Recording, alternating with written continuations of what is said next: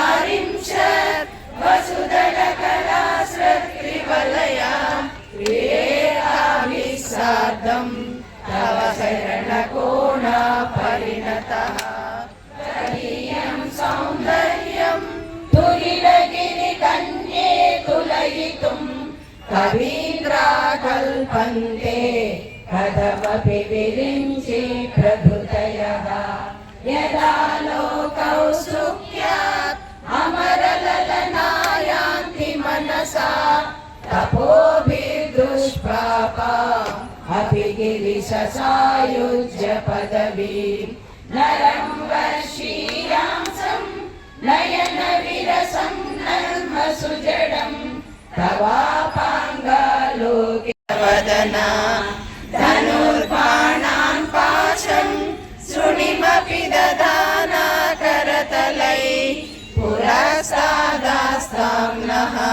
पुरमधिदुराहो पुरुषिका सुधा सिन्धोर्मध्ये सुरविटविमाटी परिवृते मणिद्वीपे नीको भवनवति चिन्तामणिगृहे शिवाकारे मञ्चे परमशिवपर्यङ्कनिलयां भजन्ति त्वां धन्या कतिचन चिदानन्दलहरी महीमूलाधारे कमपि मणिपूरे हुतवहं स्थितं स्वाधिष्ठाने हृदि मरुतमाकाशमुपरि मनोऽपि भ्रूमध्ये सकलमपि भित्त्वा कुलपदं सहस्रारे पद्मे सह रहसि पत्या विहरसे सुधाधारासारै चरणयुगलान्तर्विगलितै प्रपञ्चं सिञ्चन्ति पुनरपि रसाम्नाय महसः अवाप्य स्वां भूमिं भुजगनिभे निवसति विभालोकभुवने विशुद्धौ ते शुद्ध विशदं व्योमजनकं शिवं सेवे देवीम् अपि शिवसमानव्यवसितां ययोकान्त्यायान्त्या शशिकिरणसारूप्यसरणे विशूतान्तर्भान्ता विलसति चकोरीव जगति समुन्मीलसंवित् कमलमकरं दैकरसिकं भजेऽहं सद्वन्द्वं किमपि महतां मानसचरं यदालापादष्टादशगुणितविद्या परिणतिः यदा दत्ते दोषात् गुणमखिलमद्यहय इव तव स्वाधिष्ठाने फुलमहमधिष्ठाय निरतं तमीडे संवर्तं जननि महतीं तां च समयां यदा लोके लोकान् दहति महती क्रोधकलिते दयात्राया दृष्टि शिशिरमुपचारं रचयति कटित्वन्तं शक्या तिमिरपरिपन्थि चक्षुर्मधुलिहा ललाटं लावण्य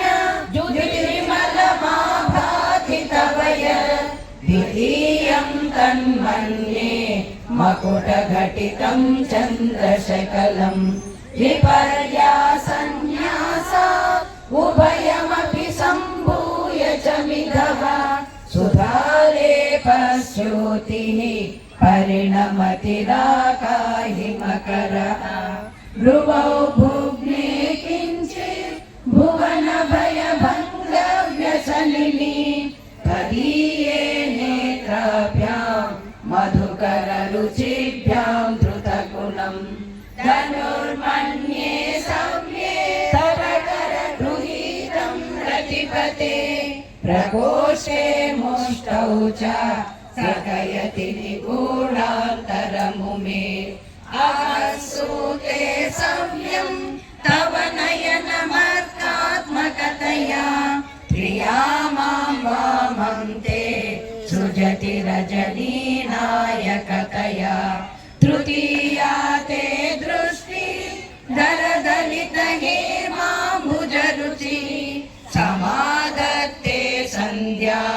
दिवस निशयोरन्तरचरी विशाला कल्याणी स्फुटरुचिरयोध्या कुवलयै कृपाधारा धारा किमपि मधुरा भोगवतिका अवन्ति दृष्टिस्ते बहुनगर विस्तार विजया ध्रुवं तत्तन्नाम व्यवहरण त्रितयमिदमीशानदयिते पुनः स्रष्टुं देवान् द्रुहिणहरिरुद्रानुपरतान् रजसत्त्वं बिभ्र तम इति गुणानां तयमिव पवित्रीकर्तुं न पशुपतिपराधीन हृदये दयामित्रै नेत्रै अरुणधवल श्यामरुचिभिः दलशोणो गङ्गा तपनकनयेति ध्रुवमम् त्रयाणां दीर्घानाम् उपनयसि सम्भेदमनगम्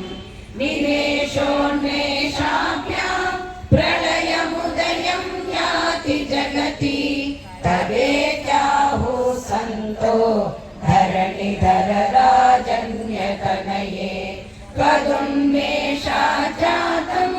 जगदिदमशेषं प्रलयतः परित्रातुं शङ्गे परिहृतनिमेषास्तव दृशः तवापर्णे कर्णे जगमयन पैशून्यचकिता विलीयन्ते तोये निरतमनिमेषा शबरिका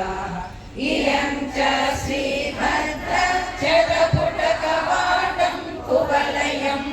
जवाति प्रत्यूषे निशिष विघटय्य प्रविशति दृशाद्रागीयस्य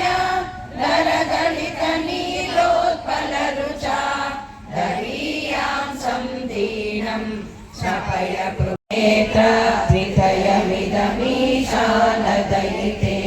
पुनः स्रष्टुं देवान् द्रुहिणहरिरुद्रानुपरतान् रजसत्त्वं बिभ्र तम इति गुणानां तयमिव पवित्रीकर्तुं न पशुपतिपराधीन हृदये दयामित्रै नेत्रै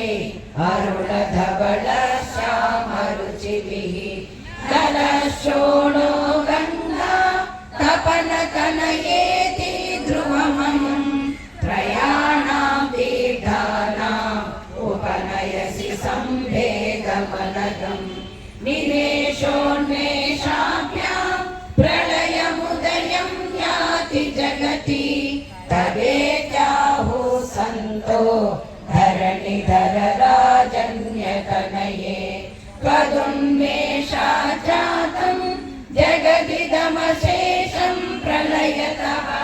परित्रातुं शङ्गे परिहृतनिमेषास्तव दृशः तवापर्णे कर्णे जगमयन पैशून्यचकिता विलीयन्ते तोये निरतमनिमेषा शबरिका इयं च श्रीभद्र जगपुटकवाटं कुवलयं जवाति प्रत्यूषे निशिष विघटय्य प्रविशति दृशाद्रागीयस्य दलदलितनीलोत्पलरुचा दरीयां सन्दीनं शपय सत्यामूर्तिः परिणमति माणिक्यवपुषा रणे जित्वा दैत्यान् अपहृतशिरस्त्रैः कवचिभिः निवृत्तैः चण्डांश त्रिपुरहर निर्माल्य विमुखै विशाखेन्द्रोपेन्द्रै शशिविशदकर्पूरशकला विलीयन्ते मातः तव वदनताम्बूलकमला विपञ्चा गायन्ति विविधमपदानं पशुपते त्वयारब्धे वक्तुं चलितशिरसा साधुवचने तदीयै माधुर्यै अपलपिततन्त्री कलरवां निजां वीणावाणी निषुलयति चोलेन निवृतं कराग्रेण स्पृष्टं तुहिनगिरिणा वत्सलतया गिरीशेनोदस्तं मुहुरधरपालाकुलतया करग्राह्यं शम्भो मुखमुकुरवृन्तं गिरिसुते कथं कारं भ्रूमः तव चुबुकमौपम्यरहितं भुजा